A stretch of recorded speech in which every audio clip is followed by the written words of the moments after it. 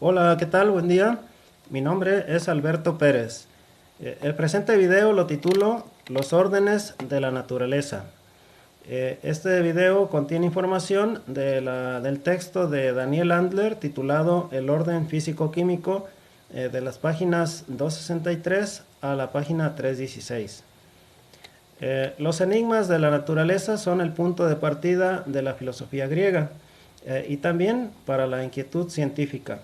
Descubrir de qué están hechas todas las cosas del mundo, cómo se ha dado tal diversidad de cosas, son temas que despiertan el interés de los pensadores presocráticos, quienes intentaron de diversas maneras racionalizar el mundo.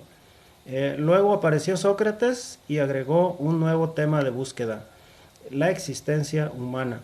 ¿Qué sentido tiene el mundo? ¿Cuál es su propósito? ¿Su origen? ¿De qué está hecho el hombre? ¿Solo de materia o de algo más? ¿Cuál es el desempeño del hombre en el mundo o cómo debe ser ese ser del hombre en el mundo? En este periodo, el método para racionalizar el mundo fue el pensar el mundo.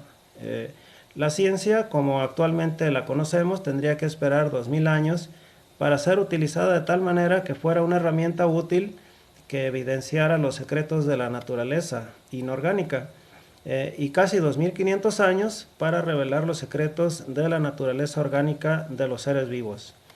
La primera ciencia como tal fue la geometría, pero desde el inicio se entendió que no era muy útil para estudiar el mundo natural. Su utilidad, en cambio, fue evidente para construir un mundo artificial, el mundo de los humanos. Esta geometría, conocida como euclidiana, se mantuvo vigente por más de 2000 años y aún hoy es útil para aspectos prácticos de la vida cotidiana. Sus postulados fueron considerados como verdades absolutas. Siglos antes, las matemáticas utilizadas en esta geometría incluso fueron pensadas por los pitagóricos como el sustrato de lo natural, mediante la teoría de que la naturaleza es en realidad la apariencia de algo oculto, esto es, lo matemático. Con esto quedó puesto el escenario para el desarrollo subsecuente de la filosofía y de la ciencia en los siguientes 25 siglos. La naturaleza tomó tres formas definidas: lo inorgánico, lo orgánico y lo artificial producido por el hombre. Los trabajos de Arquímedes en estática, fuerza y dinámica de fluidos sirvieron de fundamento para los descubrimientos cinéticos de Galileo, 1500 años después, sobre masa y equilibrio. También sirvieron a Newton para enunciar la ley de la gravitación universal. Estos descubrimientos, a su vez, fueron utilizados por Lagrange, quien desarrolló su mecánica analítica a partir de la mecánica clásica. Las evidencias eran, valga la redundancia, más que evidentes. Parecía haber un sustrato natural a manera de leyes matemáticas que tenían la función de ordenar el cosmos. Nuevos descubrimientos como los de J.C. Maxwell en el campo electromagnético evidenciaron nuevas leyes naturales, pero parecían aplicar solo a aspectos específicos y bajo circunstancias particulares. Distaban mucho de aquellas leyes universales que siglos antes fueron proclamadas por Newton y otros.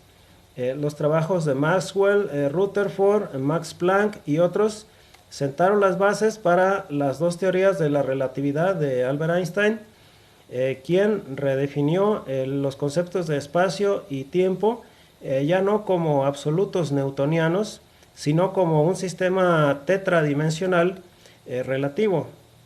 Posteriormente, la mecánica cuántica de Niels Bohr resultó perfectamente aplicable para el plano subatómico, pero no para el plano macrocósmico.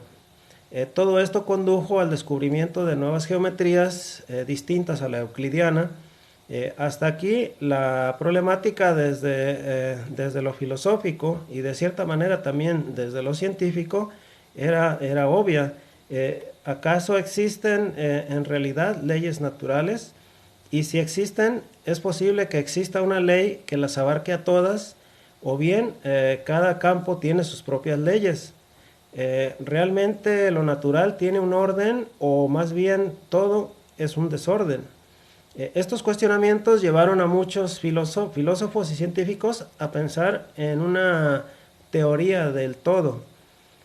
Por otro lado, estaba la cuestión de las verdades absolutas de la geometría y la matemática, que ahora parecían haber perdido la cualidad de absoluto e incluso la cualidad de verdaderas.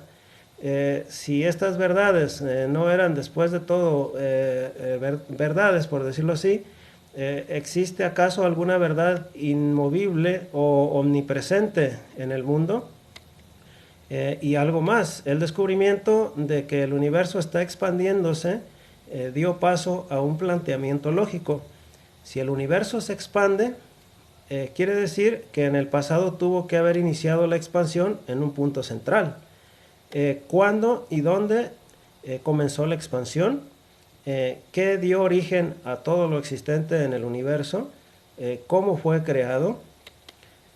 Otro tema fue la química y la arquitectura de la materia.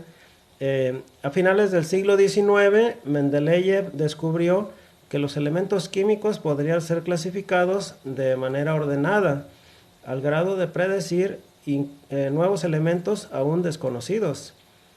Caso aparte era la manera en que los elementos se combinan para crear moléculas complejas. En 1860, Louis Pasteur establece la distinción entre lo orgánico y lo inorgánico, pero aclara que las operaciones químicas en ambos, tanto en lo inorgánico como en lo orgánico, son idénticas. Por otro lado, los estudios espectroscópicos evidenciaron que el material de lo que están hechas las estrellas es igual que la materia que compone al mundo y a los seres vivos. Cabía entonces la posibilidad de pensar que la materia de la que está hecho el cuerpo humano tuvo su origen en el seno de las estrellas. Otro tema fue el tema biológico, compuesto de material orgánico. Ahora se sabe que lo orgánico es muchas veces más complejo que lo inorgánico. Schrödinger en 1944 descubrió que la información que condiciona la existencia de los seres vivos está codificada químicamente. ¿Cómo se pasó de lo inorgánicamente simple a lo orgánicamente complejo? ¿Basta acaso una explicación basada en la evolución de la materia? ¿O esta explicación no sería suficiente para explicar el fenómeno de la vida en el mundo? Finalmente, la ciencia y la filosofía tuvieron que enfrentarse literalmente a un problema de su propia creación. Esto fue la producción artificial de elementos químicos, de compuestos químicos y de materia orgánica por medio de la manipulación de lo natural. Esto trajo como resultado nuevas preocupaciones en el plano ético. ¿Qué impacto puede tener en lo natural la producción artificial? ¿Es válido el argumento científico del avance de la ciencia a pesar de sus potenciales riesgos para la vida humana y de todo lo orgánico? ¿Explica realmente la ciencia el ser del hombre, su composición material y espiritual, o tiene límites que no puede cruzar? ¿Podemos hablar acaso de un desfase entre lo científico y lo cotidiano? ¿Es realmente rígido el postulado de causa-efecto o existen efectos que son divergentes de sus causas, particularmente en el tema de lo orgánico y más aún en el comportamiento humano, donde parece que la relación es impredecible e inexplicable? Y un asunto más, ¿es el mundo algo que el hombre debe entender o acaso el mundo es producto del entendimiento humano como resultado de su modo de hacer ciencia, de su ética o incluso de su creencia? ¿Y qué decir del mundo artificial creado por el hombre? Me refiero no solo a los productos químicos y manejo de fenómenos físicos, sino a las creaciones sociales, las instituciones, las leyes humanas, producto de la política, a la vida de cada individuo en particular y cómo su vida es influenciada por el contexto natural y artificial. ¿Qué reflexiones éticas, estéticas, políticas, ontológicas y gnosiológicas puede hacer cada persona con relación al mundo y a sí mismo? Concluyo este video haciendo una breve reflexión sobre los textos estudiados. El autor establece una hilación histórica de los descubrimientos científicos y los relaciona con las reflexiones filosóficas que de alguna manera marcaron la pauta para el desarrollo de la ciencia. Pudiera pensarse, por otro lado, que fueron los descubrimientos científicos los que dieron sentido a lo filosófico. En cualquier caso, lo que no se pone en duda es la relación estrecha que existe entre la labor de la ciencia y la filosofía.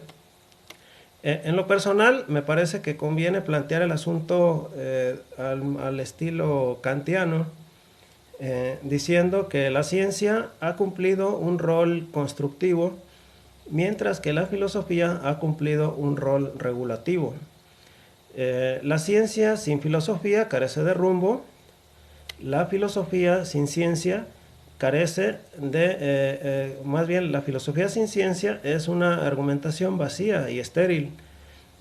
Ambas se necesitan mutuamente y sus avances implican cuestiones éticas ineludibles. Una pregunta sería, ¿es buena la ciencia y en qué sentido? ¿Es útil la filosofía para que la ciencia sea buena o mala a corto, mediano y largo plazo? ¿Ha sido suficiente el binomio ciencia-filosofía para explicar el mundo? ¿O se requiere algo más, como por ejemplo la creencia? Hasta aquí mi presentación. Les agradezco haber visto este video y hasta la próxima.